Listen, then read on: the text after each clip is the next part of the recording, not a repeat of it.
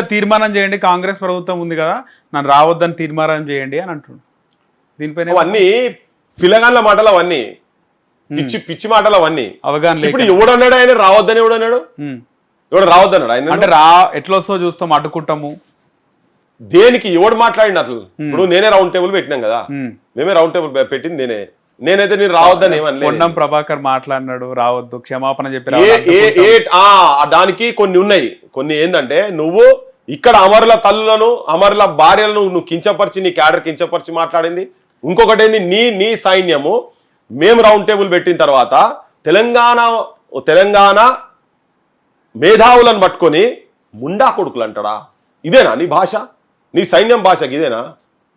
నేను కూడా అన్నా, నేనేమన్నా, నువ్వు మా మేధావులయ్యి కాళ్ళ చెప్పులు మోసే అర్హత కూడా నీకు లేదు అన్నా. ఇప్పుడు కూడా అంటున్నా, మళ్ళా కూడా అంటా. నేను ఎందుకన్నా అంటే, నువ్వు చెప్తున్న సనాతన ధర్మం ప్రకారంగా, నువ్వు చెప్తున్న హిందూ సాంప్రదాయాల ప్రకారం కావచ్చు, మనకు వెనుకట విద్యా వ్యవస్థ ఎట్లా ఉండే అంటే, బయట గురుకులాల లెక్క బయట ఉండే మొత్తం కంప్లీట్ గా.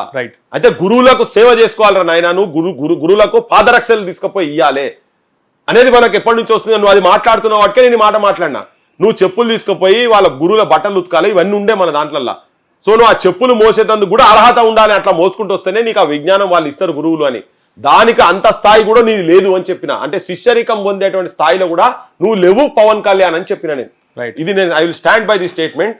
దాని మీద వాళ్ళు బయటకు వచ్చి ఆ మీటింగ్ లో కొందరు వీళ్ళు మాట్లాడారు ఆవేశంగా.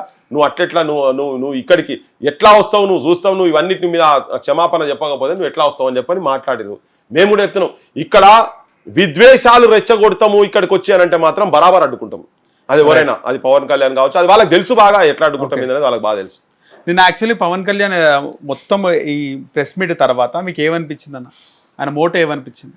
మోటో 100% ఆధిపత్యం నా చేతులకి, మా చేతులకి తెలంగాణ పోయింది కదా, తెలంగాణను ఇంకా ఆధిపత్యం చేయాలి.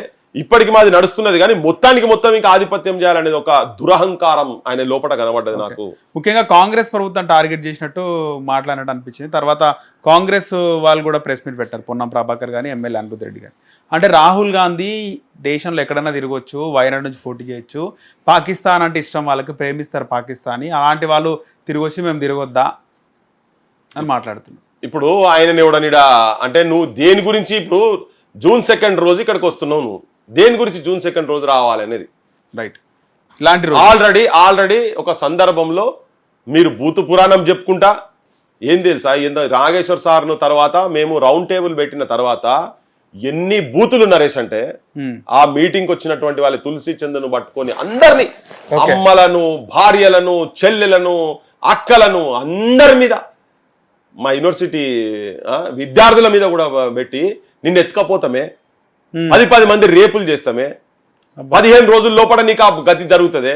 నిన్ను మొత్తం బట్టలు ఇప్పి, నేను చెప్పలేను కానీ నన్ను అంత హీనంగా నీచంగా మాట్లాడు.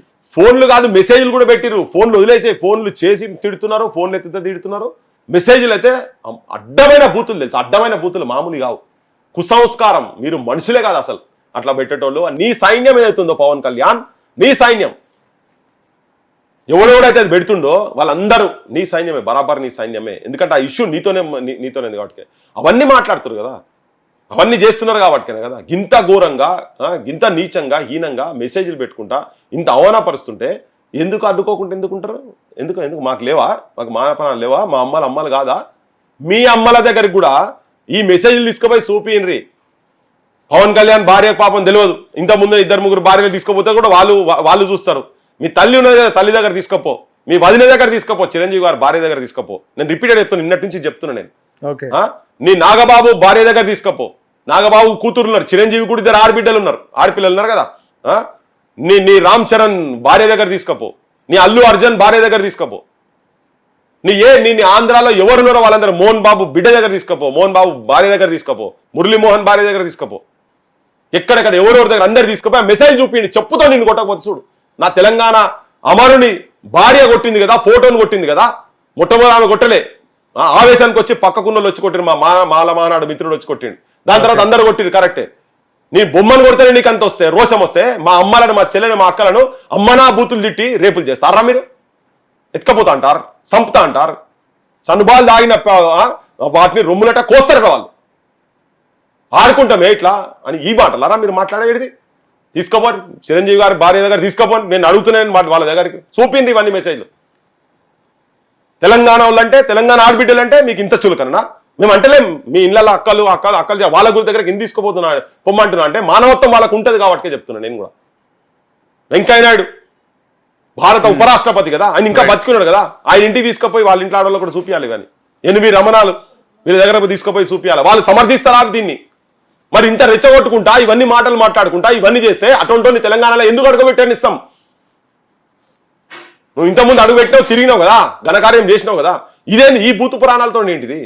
ఎవరు చేసినా ఇక్కడోడు అక్కడ చేసినా అక్కడోడు ఇక్కడ చేసినా తప్పే. కాంట్రాక్టర్లు వాళ్ళు మా వాళ్ళు మీ వాళ్ళు ఆడ లేరా అని దోపిడీ చేస్తే ఎవడు ఏ కాంట్రాక్టర్ ఎక్కడోడైనా తెలంగాణలోనైనా దోపిడీ చేస్తే దొంగనే, ఆంధ్రోడు చేస్తే ఆంధ్రోడు దొంగనే. వీళ్ళంతా ప్రజా కంటకులు, వీళ్ళంతా అక్కడోడైనా ఇక్కడోడైనా చాలా మాట్లాడుతుండే ఆయన, చాలా విషయాలు మాట్లాడుతుండు. మార్వాడి ఉద్యమం గురించి మాట్లాడిండు ఆయన.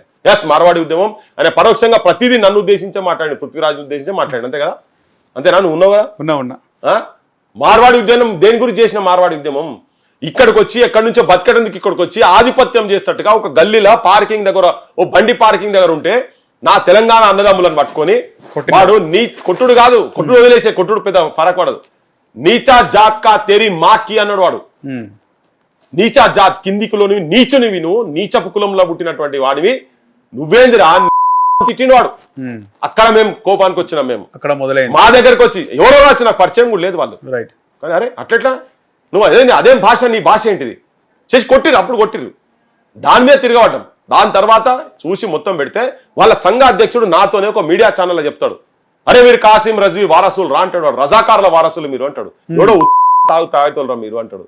మీరు ఇన్ని పైసలు ఉంటే తాగి పంటారు రా, మీకు పని శాత కాదని మాటలు మాట్లాడింది, అవమానకరంగా మాట్లాడి తెలంగాణలో మీరు తెలంగాణలో తాగి పంటారు రా మాట్లాడింది. ఇవన్నీ అంతటా తాగుతారు, గుజరాత్ లో తాగుతారు, ఈడ తాగుతారు, ఆంధ్రలో అందరూ తాగుతారు. కానీ ఇంత అవమానపరంగా మాట్లాడితే ఎస్ మాకు ఆత్మాభిమానం లేదా?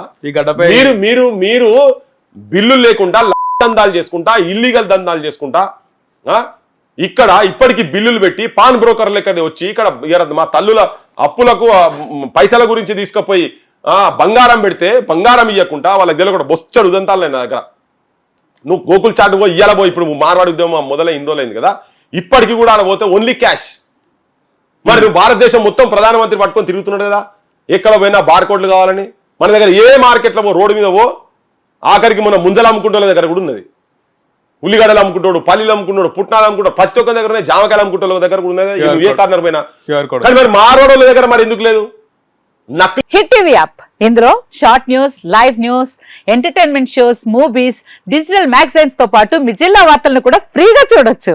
ఇంకెందుకు ఆలస్యం, వెంటనే హిట్ టీవీ యాప్ ని డౌన్లోడ్ చేసుకుని ఫ్రీగా ఎంటర్టైన్మెంట్ పొందండి. Hit TV app, hit TV app, please download hit TV app. Hit TV app ని ఫ్రీగా డౌన్లోడ్ చేసుకుని ఎంజాయ్ చేయండి. మీకు నచ్చిన ఎంటర్టైన్మెంట్ కోసం హిట్ టీవీ యాప్ ని ఫ్రీగా డౌన్లోడ్ చేసుకుని ఎంజాయ్ చేయండి. హిట్ టీవీ యాప్ ని డౌన్లోడ్ చేసుకుని ఆస్వాదించండి, ఆశీర్వదించండి. ఇంతమంది సెలబ్రిటీలు హిట్ టీవీ యాప్ ని డౌన్లోడ్ చేసుకోండి అని చెప్తున్నారంటే ఎంత మంచి యాప్ ఆలోచించండి. అమెరికా అమెరికా అమెరికా అమెరికాలో చదవాలనుకునే వాళ్ళకి విశ్వసనీయమైన పేరు మన శౌర్య కన్సల్టెన్సీ. UK లో 1 year masters, UK లో 1 year masters, 2 years work permit up to 5 years visa. Contact Saurya Consultancy. Contact 89851 89851.